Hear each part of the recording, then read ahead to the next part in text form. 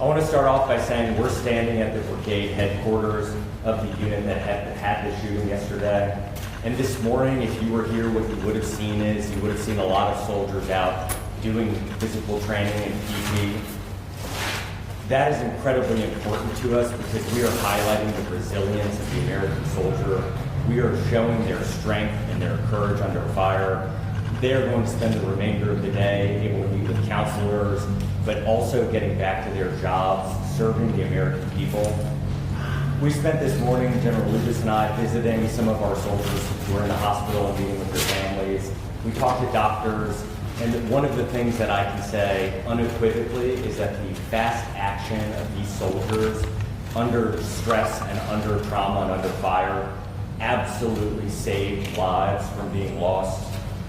On behalf of President Trump, Vice President Vance, Secretary Hegseth, they wanted me to tell these soldiers, their family, and this community that the entire federal government stands by and stands ready to take care of these soldiers and their family. One of the more important things we were able to do this morning, though, is to recognize the heroism of these 6 soldiers.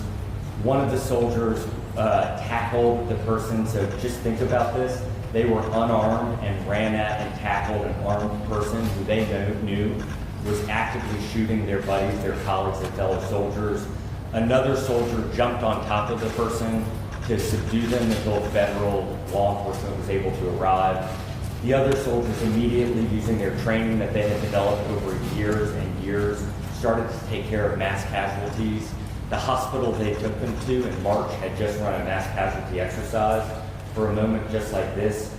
The Army does not want these moments to happen, but it stands ready when necessary to act and care for those when it does. The Army this year is 250 years old. That is 1 year older than this nation itself. These American soldiers highlight exactly what the Army has meant to this country. It has been there in some of the most traumatic moments of this nation's history, and it has been resilient, stood strong, and acted on behalf of American citizens. I just want to thank this community.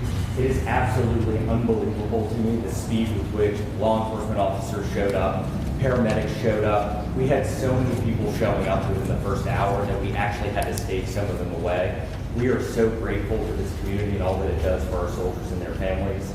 The investigation is ongoing. I imagine a lot of the questions we'll take will be related to that. We will not be able to answer some of those questions, but we are going to do a deep, hard investigation. The findings will be transparent. They will be released to the American public. We commit to you that anything we discover during the investigation that can make this base and other bases like it safer, we will act on as quickly as possible. Now I'm happy to take questions. Standing beside me, I have General Lubas, the Division Commander, and Special Agent O'Connor from Criminal Investigation Division. So let's kick off with some questions. Mr. Secretary, Robin Kemp from The Current. Hi.